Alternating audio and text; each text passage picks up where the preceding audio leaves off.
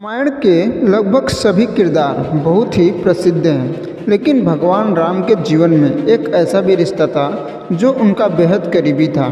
लेकिन लोग उस किरदार के बारे में बहुत कम जानते हैं। भारत के किसी कोने में उस किरदार की पूजा भी होती है, क्योंकि यह किरदार भी भगवान राम की तरह त्याग से परिपूर्ण है। आखिर कौन है वे, आइए जानते हैं। रामायण के लगभग सभी पात्रों से आप परिचित होंगे, लेकिन क्या आप जानते हैं कि भगवान राम की एक सगी बड़ी बहन भी थी।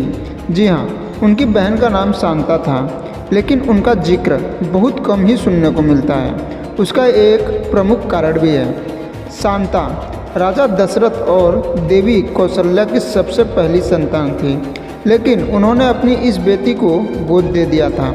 कहा जाता है कि एक बार अंग देश का राजा रोमपद अपनी पत्नी रानी वर्षिणी के साथ अयोध्या आए हुए थे। उनकी कोई संतान नहीं थी।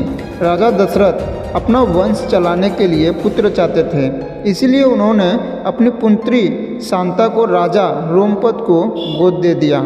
उन्होंने शांता का पालन पोषण बहुत ही अच्छे से किया था। शांता में भगवान राम जैसे कई गुण थे, जैसे कि करुणा और त्याग। कहते हैं कि एक दिन राजा रोमपद जब अपनी पुत्री शांता से कुछ बात कर रहे थे, तभी उनके द्वार पर एक किसान आया। किसान वर्षा के समय में खेती के लिए राजा दरबार से कुछ मदद चाहता था। राजा ने किसान की बात पर कोई विशेष ध्यान नहीं दिया, लेकिन द्वार पर आए जरूरतमंद की याचना न सुने जाने पर शांता को बहुत दुख हुआ। किसान भी इस बात से दुखी था, इसलिए वह राजा रोमपद का राज्य छोड़कर चला गया। वह इंद्रदेव को बहुत बड़ा भक्त था। इंद्रदेव अपने भक्त को इस तरह दुखी देखकर राजा रोमपद पर क्रोधित हो गए और उन्होंने उनके राज्य में भयंकर सूखे की स्थिति पैदा कर दी। संकट बहुत बड़ा था, इसीलिए राजा रोमपद श्रृंग ऋषि के पास गए और उनसे उपाय पूछा। ऋषि ने बताया कि उन्हें इंद्रदेव को प्रसन्न करने के लिए यज्ञ करना चाहिए। इसके बाद राजा रोमपद ने श्रृंग ऋषि से यज्ञ कराया और इसके बाद राज्य में सूखा खत्म हुआ।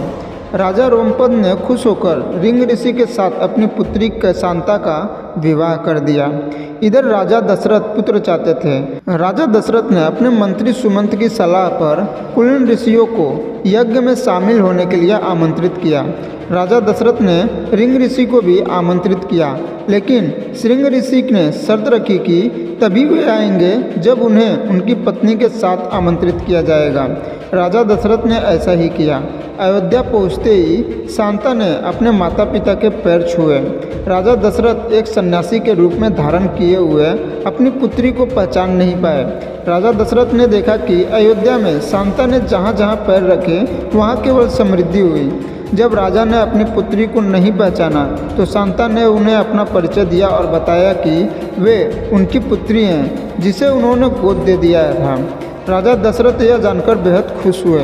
राजा दशरथ ने यज्ञ के बाद उन्हें राम, भरत और जुड़वा लक्ष्मण और शत्रुघ्न पुत्र मिले, जिसमें से राम पहले पुत्र के रूप में राजा बने। लेकिन भगवान राम अपनी बहन के त्याग को कभी नहीं भूले।